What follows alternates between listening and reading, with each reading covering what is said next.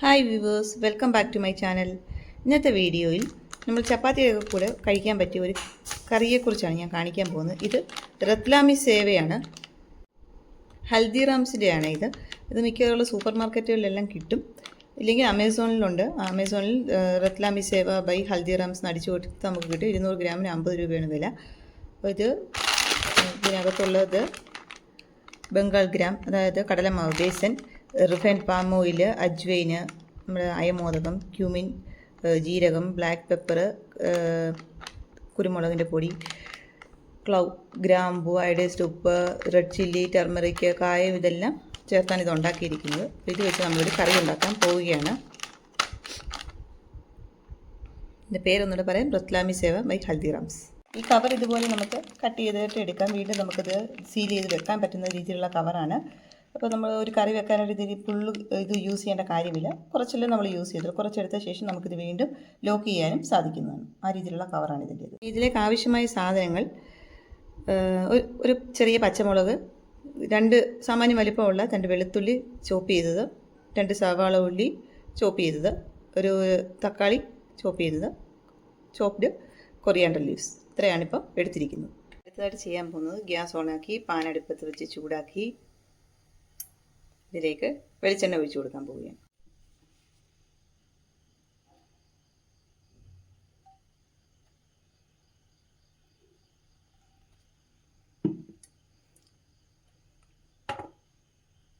എണ്ണ ചൂടായ ഉടനെ ഇതിലേക്ക് ജീരകം ഇട്ട് കൊടുക്കാം, ചെറിയ ജീരകം.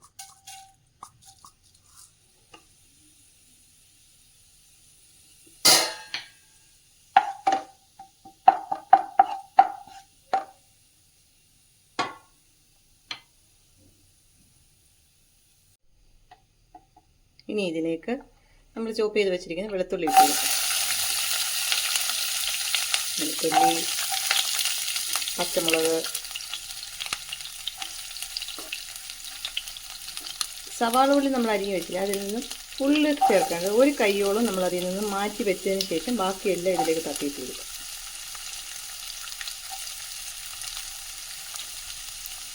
അത് ലാസ്റ്റിൽ നമുക്ക് കുറച്ചൊരു ജ്യൂസ് ഉണ്ട്, ഇളക്കി ഒഴിച്ചു.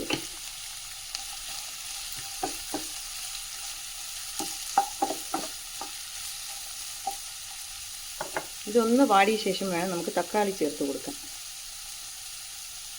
ഞാൻ ഇതിലേക്ക് കുറച്ച് ഉപ്പ് പൊടി കൂടി ചേർത്ത് കൊടുക്കുക. സവാള ഉള്ളി ഒന്ന് എളുപ്പം വാടി കിട്ടാൻ വേണ്ടി.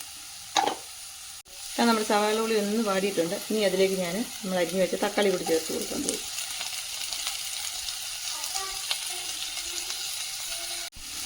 തക്കാളി കൂടി ചേർത്ത ശേഷം നല്ലതുപോലെ ഒന്ന് ഇളക്കി ഒഴിക്കും.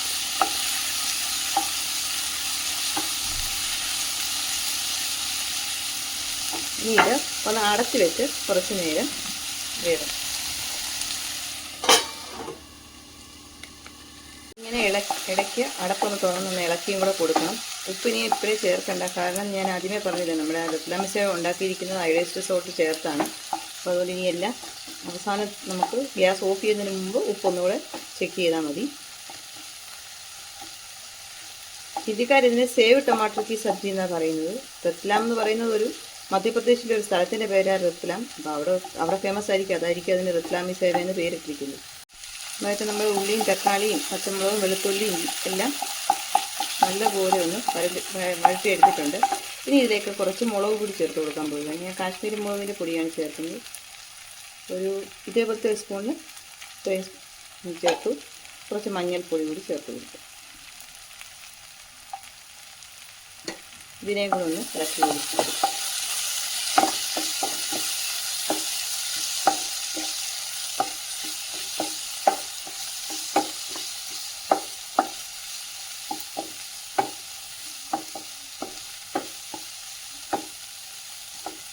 ഇനി ഒന്ന് അടച്ചു വെക്കുക.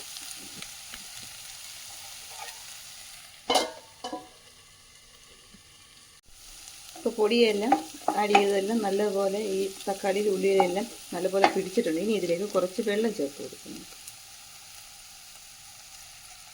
ഇതൊന്ന് മുങ്ങിക്കിടക്കാൻ പരുവത്തിന് കുറച്ച് വെള്ളം ചേർത്ത് ഇതൊന്ന് തിളയ്ക്കണം. തിളയ്ക്കുമ്പോഴാണ് നമ്മൾ മിക്സർ ചേർത്ത് കൊടുക്കുന്നത്. ഇതൊന്ന് തിളക്കട്ടെ. ഇതായപ്പോൾ നമ്മുടെ ആ വെള്ളം ഒഴിച്ചതെല്ലാം കൂടെ കറിയിൽ കിടന്ന് നല്ലതുപോലെ തിളച്ച് വന്നിട്ടുണ്ട്. ഇനി ഞാനിപ്പോൾ സേവ ചേർത്ത് കൊടുക്കാൻ പോകുന്നു.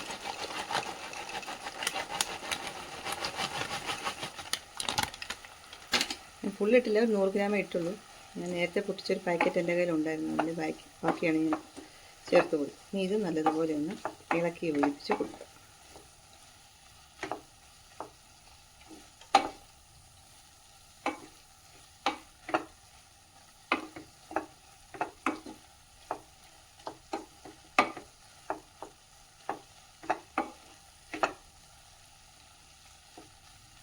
ഇനി വേണമെങ്കിൽ കുറച്ച് വെള്ളം കൂടി നമുക്ക് ആഡ് ചെയ്ത് കൊടുക്കാവുന്നതാണ്.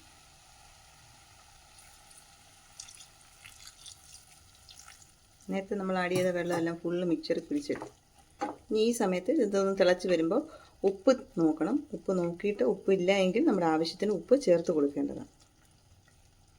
ഇനി ഇതൊന്ന് തിളക്കട്ടെ. അതായിപ്പോൾ നല്ലപോലെ തിളച്ച് വന്നിട്ടുണ്ട്. ഞാൻ ഉപ്പെല്ലാം നോക്കി പാകത്തിനാക്കിയിരുന്നു. ഉപ്പ് കുറവായിരുന്നു, ഞാൻ കുറച്ചുകൂടി ആഡ് ചെയ്ത് കൊടുത്തു. അപ്പോൾ ഈ കറി കണ്ടില്ലേ, കുറച്ചൊരു കൊഴുപ്പ് പോലെ ഇരിക്കുന്നു. ഈ സമയത്ത് നമുക്ക് കുറച്ച് പച്ച ഉള്ളി നമ്മൾ ആദ്യം അരിഞ്ഞ് വെച്ചതില്ലേ, ഇതിനകത്ത് ചേർക്കാതെ ഒരു കൈ മാറ്റി വെക്കണം. അത് ഇതിലേക്ക് ചേർത്ത് കൊടുക്കും. സവാള ഉള്ളി നമ്മൾ ഒരു കൈ മാറ്റി വെച്ചിരുന്നു, അതും ചേർത്ത് കൊടുക്കാം.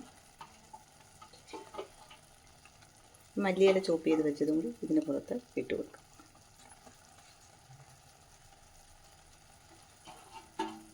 നോർത്തിലൊക്കെ ഉള്ളവരാണെങ്കിൽ ഈ കറി പരിചയം കാണും. സൗത്ത് ഇന്ത്യയിൽ അത്രയും ഫേമസ് അല്ല ഇത്.